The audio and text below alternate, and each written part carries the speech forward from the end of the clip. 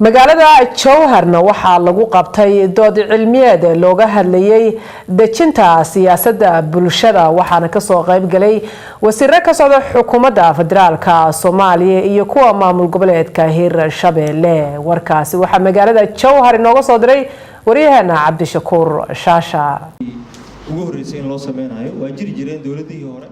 waa dood cilmiyeed afar xaqlood ah oo looga hadlayo siyaasadda ilaalinta bulshada xagasha koowaad waxay ka socotay xukuumadda federaalka Soomaaliya xagasha labaad waxay ka socotay xukuumadda Hirshabelle xagasha saddexaad waxay ka socotay baarlamaanka Hirshabelle halka xagasha afraadna ay ka socotay bulshada qaybaheeda kala duwan ee reer Hirshabelle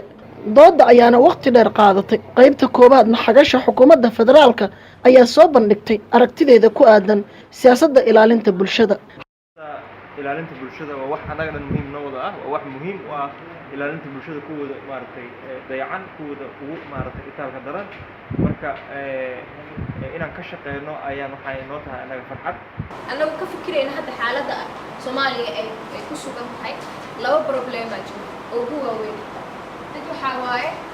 fatahaado mid kale waxa waaye abaaro oo ay wahliyaan colaado waxaan rabaa marka inaan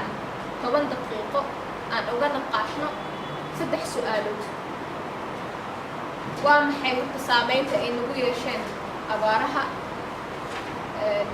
fatahaadaha oo ay wahliyaan colaadaha xagashii ka socotay qaybaha kala duwan ee shacabka ayaa sharaxaad ka bixisay siyaasadda lagu ilaalin karo bulshada oo Soomaali maanta waa isu wada nimaadaa sidii dhibaato noo hayso waa isu sheegnaa haddana dhibki sida aan uga bixi lahaynay maxaan kula ilaahay xaqiisa ay ka qoran tahay wax walbana ilaahay xaqiisa ay ka qoran yihiin laakiin dhibka sida aan uga bixi lahayn aan gacmaha is qabsano marka ganacsatada aad iyo aad macnaha waxay awoodi kartaa inay xataa soo celinta magaalada ka qayb qaadato inay bulshada liidato markaas ay dareento inay u gurman karto la gaarsiin karo maxaa xoolaha tasiilaad yar oo ay ku sii noolaadaan in bulshadii loo sameeyo wacyigelin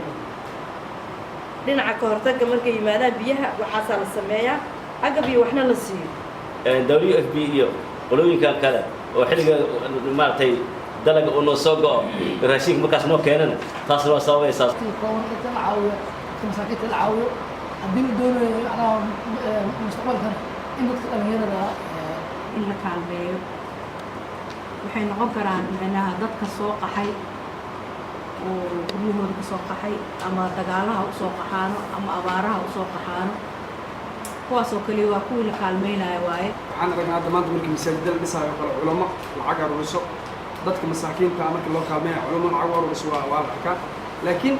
markaas baahida timaada kaliya ka tarjumaan laakiin siyaasad fog ma laha xagashii matalaysa xildhibaanada Hirshabelle ayaa iyana soo bandhigtay ilaalinta siyaasadda bulshada hay'adaha waxay mar waliba ama budgetkooda uu ku soo aadaa xilli ay dadka beerihii tacba lahaayeen